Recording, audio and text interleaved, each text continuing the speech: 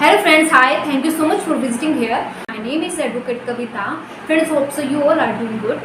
आज इस वीडियो में फ्रेंड्स हम बेसिकली एक ऐसे टॉपिक के बारे में बात करेंगे जो कि बात करता है अबाउट द अनसिक्योर्ड डेब्ट। हाँ जी, दो तरह के डेब्ट होते हैं। जैसे कि हम कोई भी लोन लेते हैं तो वहाँ पर दो तरह के डेब्ट होते हैं जो बाय बैंक दिए जाते हैं। That is about the unsecured डेब्ट and that is about the secured डेब्ट।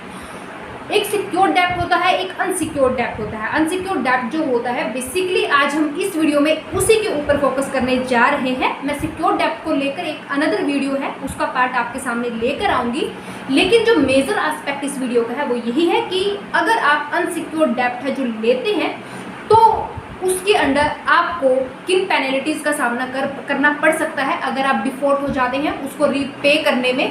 और स्पेशली यहाँ पर हम साथ में ये डिस्कस करेंगे कि अनसिक्योर्ड डेब्ट होते कौन से हैं और कौन से कैटेगरी के जो लोग होते हैं वो प्रेफर करते हैं अनसिक्योर्ड डेब्ट को लेने के लिए। तो फ्रेंड्स हम स्टार्ट करते हैं। आप लास्ट तक मेरे साथ इस वीडियो में बने रहिएगा। और ये कि अनसिक्योर्ड डेब्ट होता क्या है, what is about the unsecured डेब्ट, डेफिनेशन ऑफ द अनसिक्योर्ड डेब्ट। जैसे कि हम क्या करते हैं, हमें लोन की ज़रूरत होती है, हम बैंक में जाते हैं लोन लेने के लिए। तो बेसिकली वहाँ पर जो कैटेगरीज होती है जिसमें कि आ जाते हैं लो इनकम ग्रुप के पर्सन्स और स्पेशली ऐसे पर्सन जिनके पास कोई इनकम ऑफ सोर्स नहीं होता है, जो कि होते हैं स्टूडेंट्स को काफ़ी बार क्या होता है कि अपने स्टडी को कंटिन्यू करने के लिए एजुकेशन लोन लेना पड़ता है। एजुकेशन लोन लेने के साथ साथ और काफ़ी बार ऐसी सिचुएशंस भी हो जाती हैं जैसे कि आप शॉपिंग करने के लिए जाते हैं तो वहाँ पर आपको मोस्टली क्रेडिट कार्ड्स के लिए है जो बोला जाता है। तो आप आज के टाइम में अपने एक्सपेंसेस की फुलफिलमेंट करने के लिए आप इस तरह के जो लोन्स होते हैं उनको प्रेफर करते हैं। वहाँ पर आप ये नहीं देखते कि यहाँ पर हमारा रेट ऑफ इंटरेस्ट है वो कितना है। और जो अनसिक्योर्ड डेब्ट है इसके मामले में कहीं ना कहीं सबके माइंड में एक मिथ है, भ्रम है। भ्रम क्या है? भ्रम ये है कि भाई जो अनसिक्योर्ड डेब्ट होता है उसमें किसी भी तरह की कोई प्रॉपर्टी है जो उसको अटैच नहीं किया जाता है। तो अगर हम कल को कोई डिफ़ॉल्ट भी करते हैं, हम अनसिक्योर्ड डेब्ट है जो उसकी पेमेंट नहीं करते हैं, तो हमारे पास तो ऐसी कोई प्रॉपर्टी है ही नहीं जिसको बेचकर कि बैंक अपनी रिकवरी कर सके। तो फ्रेंड्स हम बात कर रहे थे अबाउट द डेफिनेशन। मैंने अभी स्टार्टिंग में आपको इंट्रो दिया है जिससे कि आपको इसकी एक छवि, एक पिक्चर क्लियर हो जाए कि भाई अनसिक्योर्ड डेब्ट एक्चुअल में होता क्या है। अगर हम इसकी डेफिनेशन के बारे में बात करें, बेसिकली दो पॉइंट्स के साथ ही डील करता है। फर्स्ट पॉइंट ये है अनसिक्योर्ड डेब्ट कि भाई आपका जो फाइनेंशियल सोर्स है इतना स्ट्रॉन्ग नहीं है लेकिन आप फिर भी लोन लेना चाहते हैं और आपके पास कोई नंबर 1 गारंटर नहीं है जिसके बिहाफ पे एज ए सपोर्टर वो आपका बन के जाए। कहने का मतलब कि जब हम लोन लेते हैं तो वहाँ पर गारंटर की भी ज़रूरत पड़ती है, लेकिन आपके पास कोई गारंटर नहीं है। फर्स्ट पॉइंट यही है, अगर आपके पास कोई गारंटर नहीं है तो भी आप अनसिक्योर्ड डेब्ट है उसके लिए बैंक में जाकर क्लेम कर सकते हैं।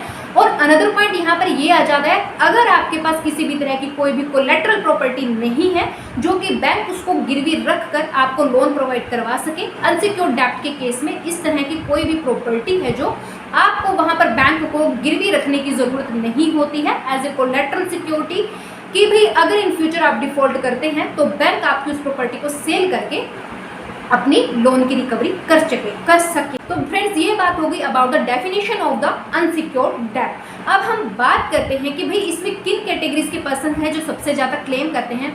इसमें अगर हम देखा जाए तो पर्सनल लोन को क्लेम करते हैं। पर्सनल लोन के साथ साथ स्पेशली इसमें जो कैटेगराइज किया जाता है, जो पर्सनस की जो फाइनेंशियल कैपेसिटी होती है वो बहुत कम होती है, उनको इस कैटेगरी में रखा जाता है। तो वो लोग मोस्टली ये प्रेफर करते हैं कि भाई हम हैं जो अनसिक्योर्ड डेब्ट के लिए क्लेम करें। क्रेडिट कार्ड बिल्स हो गया, जैसे कि ओवरड्राफ्ट बिल्स हो गया, यूटिलिटी बिल्स हो गया, ये सारे के सारे हमारे आ जाते हैं अनसिक्योर्ड डेब्ट की कैटेगरीज में।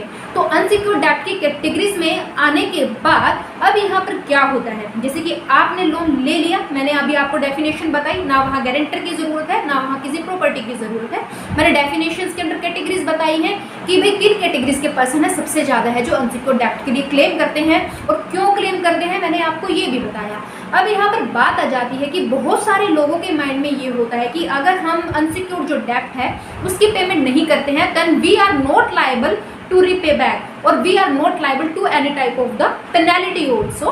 तो यहाँ पर मैं इसी भ्रम को दूर करने जा रही हूँ, क्योंकि जब आप लोन लेने के लिए जाते हैं, स्पेशली अनसिक्योर्ड डेब्ट हम इस वीडियो में बात कर रहे हैं, तो वहाँ पर क्या किया जाता है, बैंक के द्वारा आपसे कुछ एज ए सिक्योरिटी चेक है जो रखवा लिए जाते हैं। सिक्योरिटी चेक रखवाने के बाद जैसे ही आप उन चेक्स को वहाँ पर देकर आ जाते हैं और आप जैसे ही डिफ़ॉल्ट हो जाते हैं अपने लोन की पेमेंट करने पर, जैसे आप अपने लोन की पेमेंट करने पर डिफ़ॉल्ट हो जाते हैं तो वहाँ पर जो बैंक है आपके उन चेक्स को वहाँ पर for the recovery of the loan amount, जैसे ही बैंक में लगाता है because of the insufficient amount जो आपका दिया हुआ चेक है एज ए सिक्योरिटी चेक, जैसे ही आपके खाते में वो लगाते हैं इनसफिशिएंट अमाउंट की वजह से वो क्या हो जाता है, बाउंस हो जाता है। जैसे ही चेक बाउंस हो जाता है तो बैंक के पास एक अधिकार आ जाता है कि वो आपके against 138 negotiable instrument act cheque bounce की जो कार्यवाही है वो कर सकता है। मैंने चेक बाउंस के ऊपर जो कार्यवाही है 138 के अंडर कि भाई इसमें आपको कितने साल की पनिशमेंट हो सकती है, कितना आपको इसमें फाइन हो सकता है, कितनी अमाउंट इसमें आपको पे करनी पड़ सकती है, मैंने इसके ऊपर एक वीडियो बनाई हुई है, मैं उसका लिंक डिस्क्रिप्शन बॉक्स में मेंशन कर दूंगी, अगर आप देखना चाहें तो आप उसको देख सकती हैं। तो बात यहाँ पर फर्स्ट पॉइंट आ जाता है कि चेक बाउंस अगर हो जाता है तो वहाँ पर आपको कम से कम 2 साल की जो है सजा हो सकती है, और जितनी अमाउंट का चेक है उसके अलावा अगर कोर्ट बढ़ाना चाहे उस अमाउंट का डबल करके भी उस अमाउंट को बढ़ा सकती है।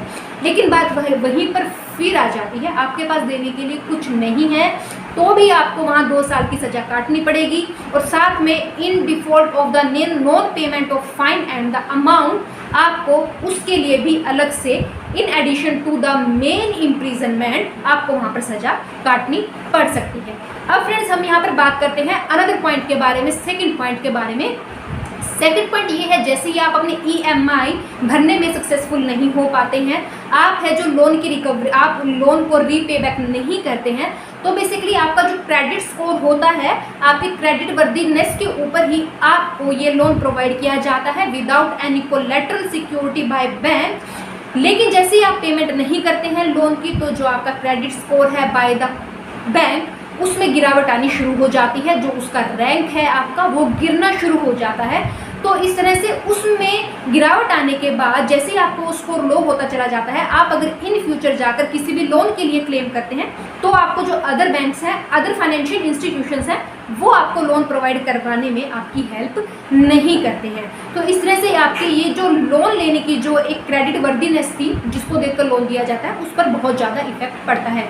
अब हम यहाँ पर थर्ड पॉइंट की बात करते हैं। फ्रेंड थर्ड पॉइंट बेसिकली यहाँ पर ये है, अगर आप 138 के अंडर अगर आपसे चेक नहीं लिए गए हैं बाय द बैंक, आपके द्वारा बैंक के द्वारा आपसे सिक्योरिटी चेक नहीं रखवाए गए, उसके अलावा आपके साथ बैंक ने एक ऐसे प्रोसेस को फॉलो किया जिसके अकॉर्डिंग भी आप है जो इम्प्रिजनमेंट के लिए लायबल हो जाते हैं। अब यहाँ पर ये कौन सा सेक्शन है, ये सेक्शन है 25 of the payment and the settlement act का। अगर आप पेमेंट नहीं करते हैं, लोन की पेमेंट नहीं करते हैं, तो according to section 25 of this act यहाँ पर भी आपको कम से कम 2 साल की जो सज़ा है वो हो सकती है। हम इस वीडियो में बेसिकली प्रॉपर प्रोसीजर के बारे में बात नहीं करेंगे कि ये कैसे कार्यवाही करता है, लेकिन यहाँ पर भी आपको जैसे कि 138 में 2 साल की सज़ा हो सकती है, इसके अंडर भी आपको 2 साल की सज़ा कम से कम हो सकती है। तो फ्रेंड्स ये वीडियो बेसिकली मैंने आपको इन शॉर्ट में समझाने की कोशिश की है कि अगर आप पेमेंट को लोन को पे बैक नहीं करते हैं तो सिर्फ ये नहीं है कि आप अपने आप को दिवालिया घोषित करवा लेते हैं और आप फ्री हो जाते हैं, ऐसा नहीं है। इसमें आपको जेल में भी जाना पड़ सकता है।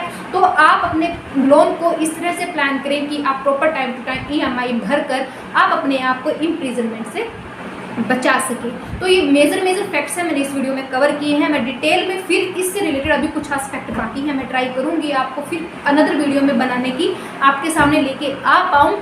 प्लीज़ फ्रेंड्स अगर आपको ये वीडियो अच्छी लगी हो please do subscribe my channel and like this video, share this video. अगर आपको कोई भी डाउट है तो आप मेरे कमेंट बॉक्स में मेंशन कर सकते हैं। Thank you so much.